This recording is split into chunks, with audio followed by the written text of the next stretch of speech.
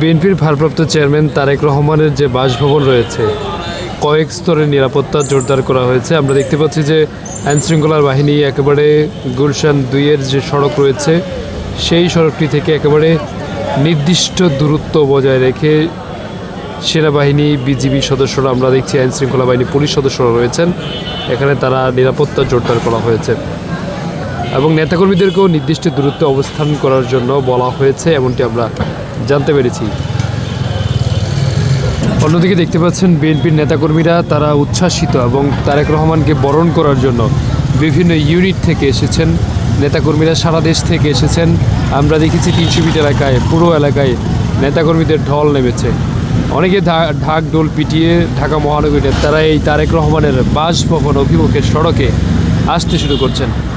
অর্থাৎ তিনি কিন্তু ইতিমধ্যে 300 ফিট এলাকায় এবং রয়েছেন, তারপরেই তিনি যাবেন এভারকেয়ার হাসপাতালে তার মাকে দেখতে, তারপরে এখানে চলে আসবেন তার যে নিজ বাসভবন, সেই বাসভবনে।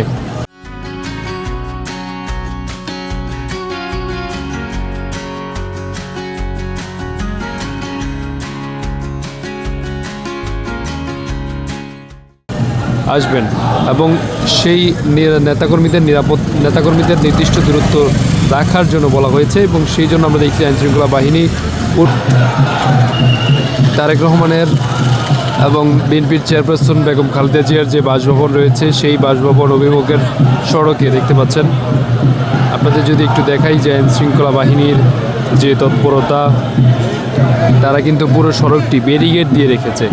সেই লক্ষ্যে আমরা দেখতে পাচ্ছি যে কোনো সাধারণ মানুষ বা কোনো নেতাকর্মীকে তাদেরকে কিন্তু এই দূরত্বে থাকার জন্য বলা হয়েছে এবং তাদেরকে ভিতরে প্রবেশ করতে দেওয়া হচ্ছে না। দেখতে পাচ্ছেন যে খালেদা জিয়ার এবং বিএনপির ভারপ্রাপ্ত চেয়ারম্যান তারেক রহমানের যে বাসভবন রয়েছে সেই বাসভবন অভিমুখের যে সড়ক রয়েছে সেই সড়কটিতে আমরা দেখতে পাচ্ছি পুরো সড়কে তাদের সিএসএফের সদস্যরা রয়েছেন, সেনাবাহিনীর সদস্যরা রয়েছেন এবং পুলিশ সদস্যরা রয়েছেন এবং বিজিবি সদস্যরাও তারা রয়েছেন। পুরো এলাকা নিরাপত্তা জোরদার করা হয়েছে। আপনাদেরকে যদি একটু দেখাই, এখানে পুলিশের গাড়ি রয়েছে, কয়েক স্তরের ব্যারিকেড দেওয়া হয়েছে এবং অনেকেই ডাক ঢোল পিটিয়ে তারা কিন্তু আসছেন এই এলাকায়।